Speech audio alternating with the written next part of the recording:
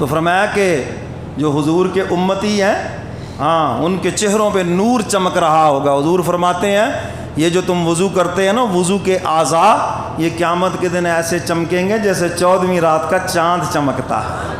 تو حضور کی فرما برداری کریں. شاعر یہی تو کہتا ہے حضور کی تابع داری کریں فرما برداری کریں تو انشاءاللہ العزیز جو کمی کوتاہی رہ گئی حضور کی سفارش سے اللہ بیڑا پار فرما دیں گے.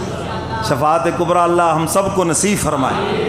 تو ابراہیم علیہ السلام عرض کر رہے ہیں ابا جان میں آپ کے لیے دعا کروں گا اور مجھے اللہ سے امید ہے ہاں وہ کبھی بھی اس نے مجھے مایوس نہیں کیا. استغفار کروں گا آپ کے لیے. اور ہمیں بھی حکم ہے اپنے ماں باپ کے لیے دعا کریں. ماں باپ زندہ ہیں ان کی صحت عافیت کے لیے دعا کریں. ماں باپ کے لیے دعا ہی نہیں کرتے. اور یہ بھی آپ کو بات بتاؤں ماں باپ کے لیے دعا آج سے آپ شروع کریں اور رزق میں اضافہ اپنی آنکھوں سے دیکھ لیں. جاؤ تجربہ کر لو اس کا. ماں باپ کے لیے دعا شروع کر دیں یا اللہ ان کو صحت و عافیت والی زندگی عطا فرما. ہم پتہ کیا کہتے ہیں ہاں جی 4 کے دن ہے گئے ابا اماں خدمت کر لو یعنی 4 دنوں میں اپنے دل سے کہہ رہے ہیں یہ چلے جائے. کبھی ماں باپ نے بھی کہا کہ میرا بیٹا 4 دن کے لیے ہے میں اس کی خدمت کر لوں. وہ تو کہتا میری عمر بھی اسی کو لگ جائے. اور ہم دیکھیں ہماری سوچ کیا جی 4 دن ہے جی ابا اماں خدمت کر رہے. کیا عجیب گھٹیا سوچ ہے یار. ان کی صحت و عافیت کے لیے دعا کرو اللہ ان کو لمبی عمر دے ان کا سایہ تا دیر ہمارے سروں پہ قائم رہے. اور جب بڑے جاتے ہیں نا البرکت مع الاکابر اللہ کے محبوب فرماتے ہیں ساری برکتیں بھی ساتھ ہی سمیٹ کے لے جاتے ہیں. اور یہ جو تمہارے گھروں میں برکتیں ہیں یہ تمہارے بڑوں کی وجہ سے ہیں.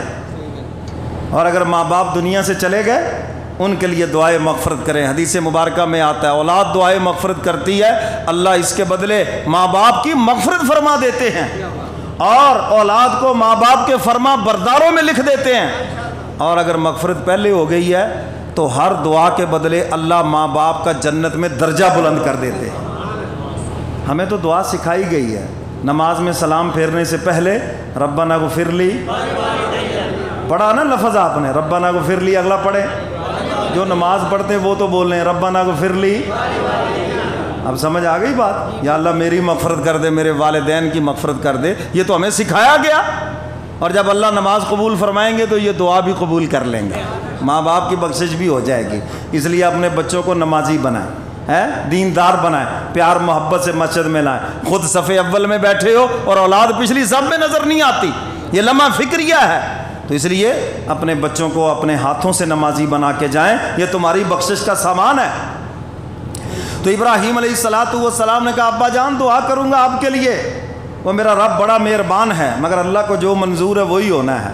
حق تعالیٰ فرماتے ہیں جب ابراہیم نے باپ کو بھی چھوڑ دیا اور بتوں کی پوجا جو باپ کہہ رہا تھا باپ کہتا تھا بیٹا رب کو چھوڑ دے اور رب کہتا ہے بیٹا سب کو چھوڑ دے. صرف باپ ہی نہیں سب کو چھوڑ دے.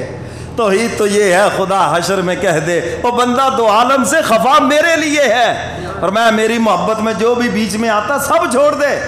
جو چیز رکاوٹ بن رہی ہے سب چھوڑ دے.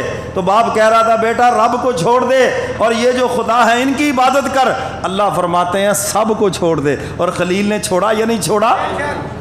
جب پہلے امتحان میں کامیاب ہوئے تو انعام ساتھ ہی آ گیا نقدی انعام آ گیا. آخر میں تو بہت بڑا انعام ملنا ہے یہاں پر انعام آ گیا. فرمایا فلما اعتزلهم وما يعبدون من دون اللہ. جب باپ کو چھوڑ دیا اور اس کو بھی چھوڑ دیا جس کی پوجا کا باپ حکم دے رہا تھا وَهَبْنَا لَهُ إِسْحَاقَ وَيَعْقُوبَ ہم نے پھر اسحاق اور یعقوب عطا فرمائے بیٹے عطا فرمائے. قرآن کہتا ہے وَكُلًّا جَعَلْنَا نَبِيًّا سارے کے سارے نبی تھے. ابراہیم علیہ السلام جد الانبیاء ہے. فرمایا پھر ہم نے نیک صالح فرما بردار بیٹے عطا فرمائے.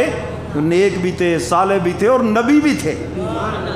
جب انسان اللہ کا فرما بردار ہوتا ہے تو حق تعالیٰ پھر نیک فرما بردار صالح اولاد عطا فرماتے ہیں. یاد رکھنا خالی اولاد نعمت نہیں ہے وہ اولاد نعمت ہے جو فرما بردار ہے جو خدمت کرنے والی ہے، جو تمہارے جنت میں جانے کا ذریعہ ہے، نیک اولاد صدقہ جاریہ ہے۔ اللہ فرماتے جب میرے فرما بردار بنو گے نا تو اولاد بھی ایسی دوں گا، اور دے دی ہے، تم فرما بردار بن گئے، اولاد کو ایسا بنا دوں گا۔